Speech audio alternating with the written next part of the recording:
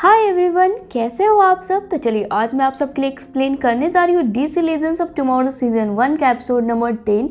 तो पिछले एपिसोड में हमने देखा था मिक जो कि अब एक टाइम मास्टर बन क्रोनस की तरह ही वेव राइडर पर हंटर और हंटर के टीम के जान के पीछे लग गया था, जिसके बाद ये लीजेंड्स टीम यानी कि हंटर की टीम मिक को पकड़कर वेव राइडर में बनी जेल में कैद कर लिया था। और इन लीजेंड्स का अगला पड़ाव ईयर 2147 के कैसनिया में होने वाला था, जहां की ये लीजेंड्स टीम एक साथ मिलकर एक बार फिर से वांडल सेवेज के खतरनाक इरादों को बर्बाद करने के इरादे से पहुंचे थे।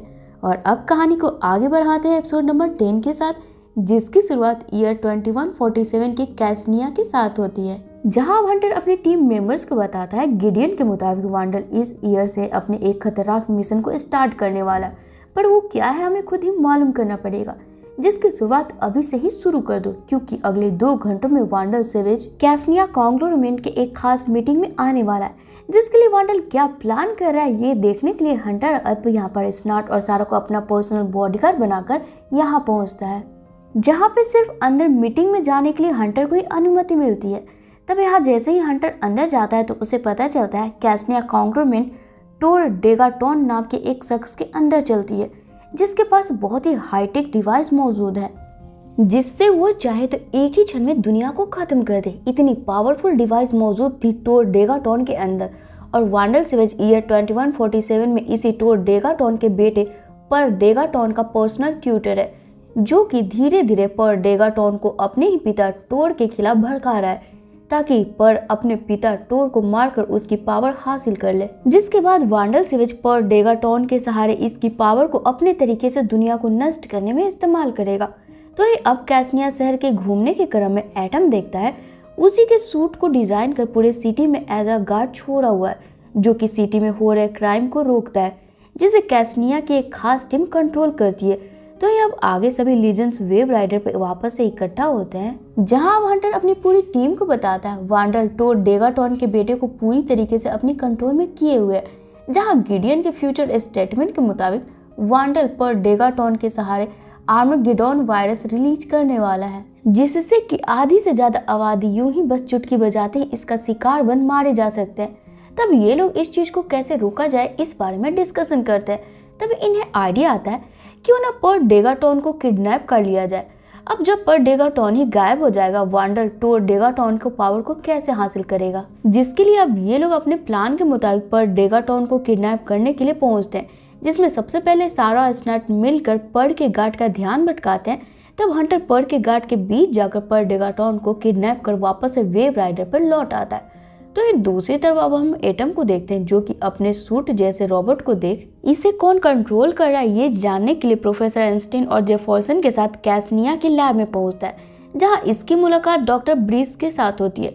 तब डॉक्टर ब्रीस इसे बताती है कि इन रोबोट को डॉक्टर ब्रीस के grand grand grand grand grand father doctor Palmer ने सबसे पहले बनाई थी। अब ये सुनकर एटम यानी कि डॉक्टर रेमंड पाल्मर दंग रह जाता है कि ये तो डॉक्टर ब्रीस इसी के बारे में बात कर रही है।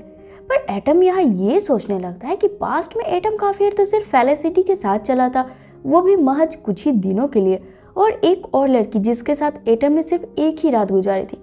अब इन दोनों में से कौन प्रेग्नेंट थी ये सोच सोच कर एटम का दिमाग खराब होने लगता है, जिसके बाद एटम अपने दोस्तों के साथ चुपचाप वेव राइडर पर लौट आता है। वहीं अब आगे पर डेगाटोन को किडनैप करने के बाद गिडियन इन लोगों को बताती है कि फ्यूचर की टाइमलाइन अभी भी सेम है, वांडल वायरस बनाने में कामयाब होगा। तो ये दूसरी तरफ हम सारा को देखते हैं, जो कि मिक के पास जाकर उसे समझाते हुए बोलती है, हम तुम्हारे दुश्मन नहीं बल्कि दोस्त हैं। पिछली बार तुम्हें सजा तुम्हारी बेवकूफ़ी के कारण मिली थी। एक बार सोच के तो देखो, स्नार्ट जो इतने वर्षों से तुम्हारा पार्टनर रहा है, अगर वो चाहता तो तुम्हें जान से मार सकता था, पर उसने तुम्हें छोड़ दिया क्योंकि उसके दिल में आज भी तुम्हारे लिए वही पुरानी फीलिंग्स है जो तुम्हारी केयर करता है। जवाब में मिक बोलता है, तुम्हारी बकैती खत्म हो गई हो ना ओ गोरी मैम, तो यहाँ से निकल लो तुम। जिसे सुन अब सारा यहाँ से चली जाती है।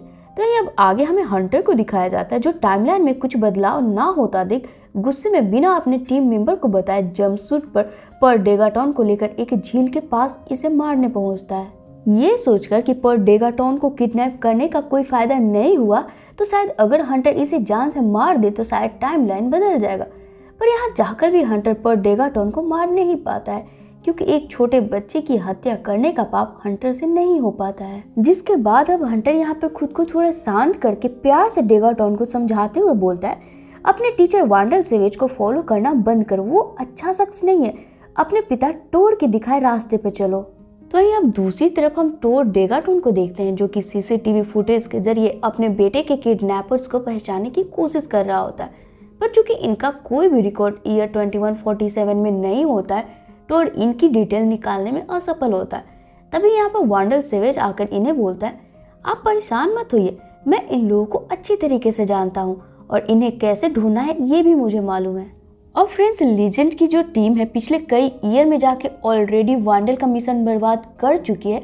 वांडल जाहिर सी बात है इन्हें अच्छी तरीके से पहचानता ही है। तो ये अब आगे हम वांडल को देखते हैं, जो कि पर डेगाटोन के साथ इनके हाईटेक रोबोट्स के साथ हंटर के वेव राइडर के पास पहुंचता है।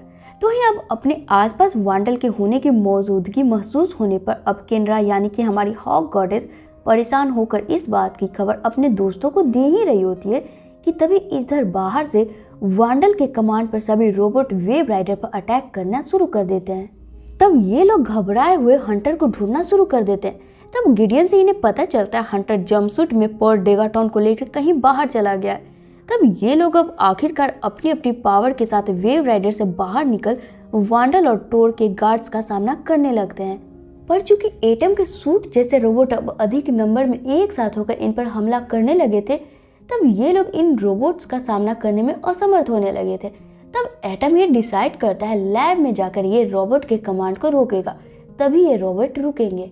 जिसके बाद अब केनरा यानी कि हमारी हॉक गॉडेस एटम को अपने साथ उड़ाकर लैब ले जाती है, जहां एटम लैब में मौजूद रोबोट को कंट्रोल करने वाले शख्स को मारकर सारे रोबोट को रोक देता है। तभी पीछे से डॉक्टर ब्रिस गन लेकर आती है और एटम को पीछे हटने बोलती है, जिस पर एटम डॉक्टर ब्रिस को बताता है ये एटम का ही डिजाइन किया गया टेक्नोलॉजी है और यही डॉक्टर पाल्मर यानी कि डॉक्टर ब्रिस का grand grand grand grand grand father है।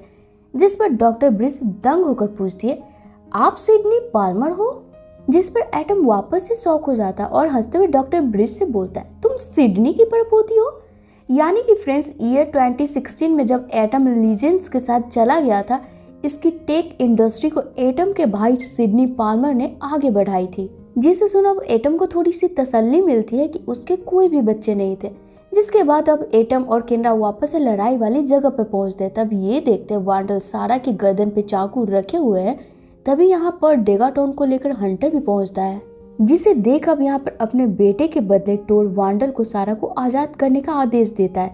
यानी कि हंटर टोर के बेटे को आजाद करेगा तो इधर वांडल भी सारा को आजाद कर देगा और इसी तरीके से यहाँ एक तरह का अदला बदली हो जाती है।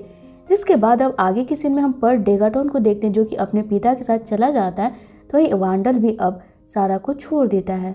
जिसके बाद अब सारे लीजेंड्स वेव राइडर पे लौट आते हैं। जब हंटर वापस से गिडियन से फ्यूचर की टाइमलाइन के बारे में पूछता है तो इसे पता चलता है फ्यूचर अभी भी सेम है, पर इसमें एक बदलाव ये हुआ है कि जो काम वांडल सेवेज आगे 5 से 6 सालों में स्टार्ट करने वाला था वो अब महज कुछ ही दिनों में शुरू कर देगा।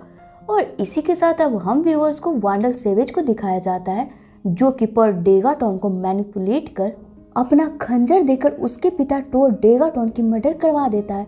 और बोर्ड मीटिंग में चूंकि पर इस वक्त एक छोटा बच्चा था, तब मीटिंग में मौजूद लोगों की वोट के जरिए वांडल को टोर की कुर्सी पर बिठा दिया जाता है, क्योंकि सबकी नजरों में पर डेगाटोन का गार्जियन और भरोसेमंद शख्स वांडल था, यानी कि उसका पर्सनल ट्यूटर।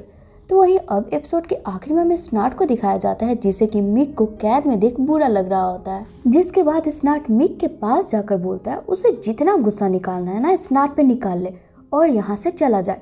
जिस पर अब हम मिक को देखते हैं, जो कि अपना पूरा गुस्सा स्नार्ट को पीट पीट कर निकालता है और आखिर में स्नार्ट को जख्मी देख भावुक होते हुए बोलता है काश इनके बीच इतनी दरार ना आती। और फिर स्नार्ट को इतना बोल मिक वापस से मास्टर काउंसिल के पास जाने लगता है, ये बताते हुए कि मास्टर काउंसिल ने सभी मास्टर को ये सख्त आदेश दिए हैं कि जल्द से जल्द वेव राइडर और पूरी हंटर की टीम को मास्टर काउंसिल में पेश किया जाए। तो इस वक्त तो मैं खाली हाथ जा रहा हूँ, पर जितना भाग सकते हो भाग लो तुम सब, क्योंकि बहुत ही जल्द हम लोग वापस से तुम्हें पकड़ने आने वाले हैं। और इसी के साथ ये एपिसोड यहीं पे खत्म हो जाती है। तो फ्रेंड्स ये थी मेरी आज की वीडियो। अगर आपको पसंद आई हो तो इसे लाइक कर मेरे चैनल देसी बुक को ऑल बेल नोटिफिकेशन के साथ सब्सक्राइब कर ले, ताकि मैं जब भी वीडियोस डालूँ ना आपको नोटिफिकेशन मिल जाए। तो चलिए फिर मिलते हैं अपने नेक्स्ट वीडियो में। Till then take care and bye bye.